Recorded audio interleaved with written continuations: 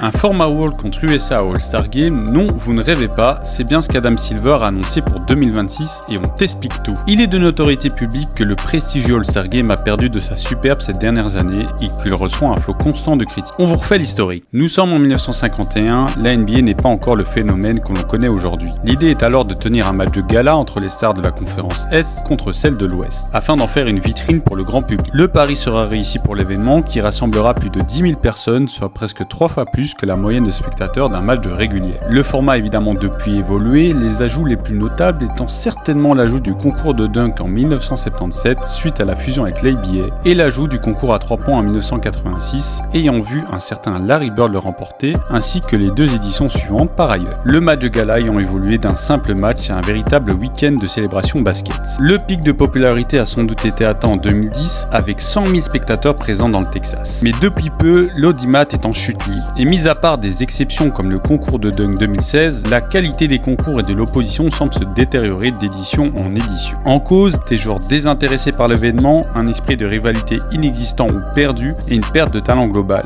Ou alors, idéalisons-nous l'intensité du jeu d'autrefois, manquons-nous de compréhension vis-à-vis des joueurs qui profitent de ce rare moment de repos dans une saison éreintante, ou nous sommes-nous tout simplement habitués à l'exceptionnel au fil des éditions. Peu importe les raisons, le constat est le même, l'intérêt est en baisse et il faut donc chercher à innover. Une chose est sûre, Adam Silver l'a compris et multiplie les innovations depuis le début de son mandat. En 2018, il a introduit le format des équipes avec capitaine qui aura certainement donné au moins une séquence mémorable, avant de transformer le format de simple match en 4 mini-matchs d'un quart-temps. Rien n'y fait, à part de rares instances, on assiste plus à une parodie de basket qu'à de la vraie balle orange. Alors que reste-t-il à faire? Le All-Star Game est-il condamné? En tout cas, la NBA n'a pas dit son dernier mot. On connaît sa volonté d'expansion outre-Atlantique, avec les matchs d'exhibition et des régulières comme des villes comme Abu Dhabi et Paris, ainsi que le projet de Ligue NBA européenne. Et bien voilà le parfait entre-deux, avec l'évolution du format avec 2 équipes, une équipe monde et une équipe états-unienne. C'était une rumeur depuis quelques années, voilà chose faite. Si les modalités ne sont pas encore connues, voilà qui pourrait exacerber la rivalité américain-internationaux et permettre à des joueurs motivés comme Giannis et Wemby d'exprimer leur talent sans restriction et démontrer que les joyaux outre-Atlantique ont rattrapé voire dépassé les talents américains. Et il faut bien avouer que l'affiche fait rêver. Alors bonne ou fausse bonne idée, n'hésitez pas à partager votre avis en commentaire.